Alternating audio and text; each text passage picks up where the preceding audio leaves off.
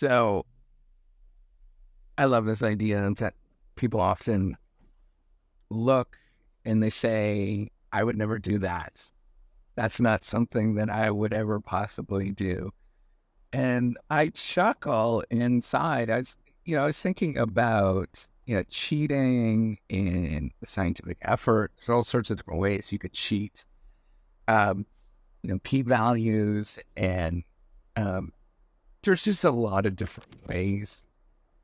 And I chuckle inside because to me, that's either somebody that's a holier than thou, and there are a lot of people like that, or they're extraordinarily novice and they don't understand the state of the world until they actually get into it. What you realize is that doing um, anything that is new, anything that you've never done before, is often very, very difficult and very challenging. And there is often a lot of mess that's involved in everything that you actually do. And every moment there is a decision that you have to make that, the holier than thous would say, well, there's a right way to do it. No, there's often not, right? There is not this sort of somebody doesn't like wave in front of you. This is the right way to do it, right? And this is the wrong way to do it. That never happens. That's not a life course that most people go through. And what ends up happening is more along the lines of you don't know what you're doing. You are a bumbling fool. I wrote a book about that. You don't know what you're doing. You don't have experience. You underestimate how things actually work. You take a stab in the dark thinking it's the right thing. And this is what ends up happening, right? You take that stab in the dark and you find out 10 years down the road that often the market reclassifies it and thinks about it in a different way.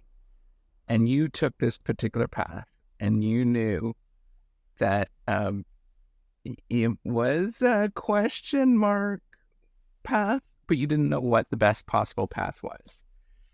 And why is it that we see, things like crimes and things like that? And is it's not necessarily that these, people are so most people, right? There are some people that are morally bad. Let me sort of point that out there. Is that there are people genuinely, you know, um, they lack some things that we would define as human beings, right? Like these are very real things. They do exist. Um, But for a lot of people, they stumble into situations not knowing what the heck that they're actually doing. And they stumble into it realizing that they made a mistake 10 years down the road. Or often, for most people, they don't even know, right?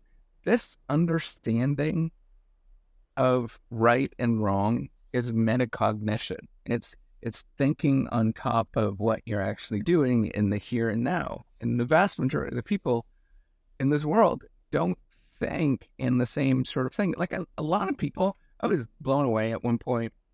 I don't know. I haven't seen the research on this. I haven't dug in deep dive, but that voice in your head, when you have an inner dialogue and you talk back and forth, a huge chunk of the population does not even have that inner dialogue that goes on, right? Like this person in my head is very vivid. Um, I'm sitting there talking to them, right? Like I'm sitting, I have this conversation, and it's extraordinarily vivid. And a lot of people don't have that. I don't know what the number is. Don't quote me on it, but and research probably doesn't even really have a good idea. But imagine like 40% of the population. Like that's a significant portion of the population. People that are around don't even have this inner dialogue, and so they're just doing things that are more along the lines of what's called reinforcement, just like you do things because that's what's happening and you don't even think about it. And there's a whole bunch of other people that don't have, things like a conscience, right? Like a social conscience, right? If you start looking at those numbers, those are called sociopaths and psychopaths, and all those kind of things. There's literally people that don't have, a social conscience. There's people that are driven by deep amounts of shame inside to do things that normally most people would say, nah, I don't know, I would do that, but they're driven by shame, so they do it. They're deeply um, working through a lot of stuff. That, why do they do that? Well, there's sometimes situational factors, but there's often, genetic things that are going on. Probably more likely that there's a lot of social factors, how you're born and raised, and what is the norms in society. Like, there's a lot of different reasons why people do those things. Um, you know, do we in general, can we presume that everybody is supposed to do everything right? No, right? Like, that is a tall proposition on a world where most people, even the people that are extraordinarily smart in this world, like, you name it, the famous person, Bill Gates, um, Condoleezza Rice, whatever, right? Like, you name it, they don't understand the world either, right? And it's impossible to understand the world because we just don't have that processing, and we can't see into the future. So, um, what is it that we can do, right? Like, we know that we're all. How do you protect yourself, right? Particularly, and I often think about that. I'm in the scientific fields, I'm in research and development. I understand, man, it is do research without looking at the data. So the proposition, um, so there's a proposition called hypothesis testing, and it's deeply rooted in what we call the credibility crisis. It's a proposition that I think is misleading, extraordinarily misleading, but at the same time, I understand that there are a lot of dubious practices that go on. But in the real world, what is hypothesis testing? We don't, so you're supposed to dream up this theory, read something in a piece of paper, dream up this theory, and then come up with a hypothesis, and then go test that thing and see what happens. We don't know, right? If you're looking at the world for the first time, your presumption should be you don't understand the world. It's highly uncertain. Um, you're likely wrong. You're likely using the wrong conversation. You are likely drawing upon something that is biased because you are thinking about it one way, but there's lots of people thinking about it a different way, and you don't have an excuse about why you chose that way or another way. The whole research process, how we understand the discovery, is far different.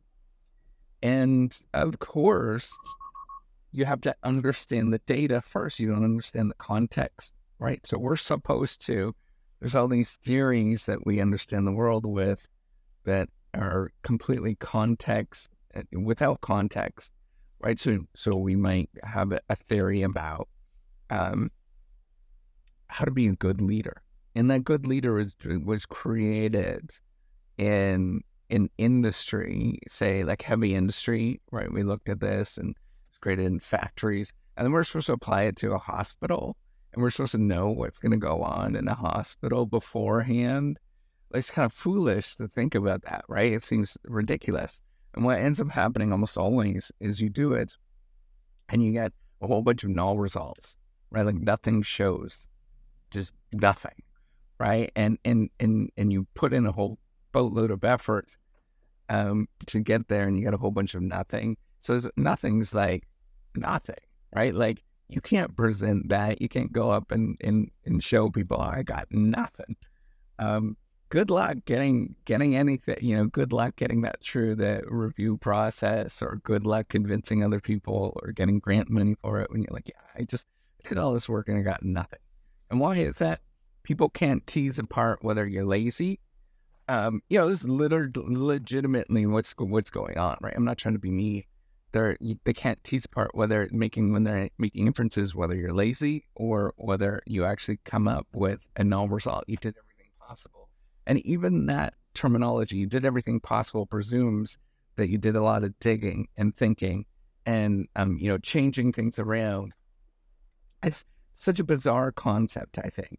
So, coming back to this, how do we know we are, doing the right things or not doing the right things, particularly in the scientific research game? We don't, right? The only thing that we can often do is think about how other people may view it, um, document as much as possible, be as open as possible, um, you know, jump through as many hoops as possible, all the basic things that would be to demonstrate that you are legitimate.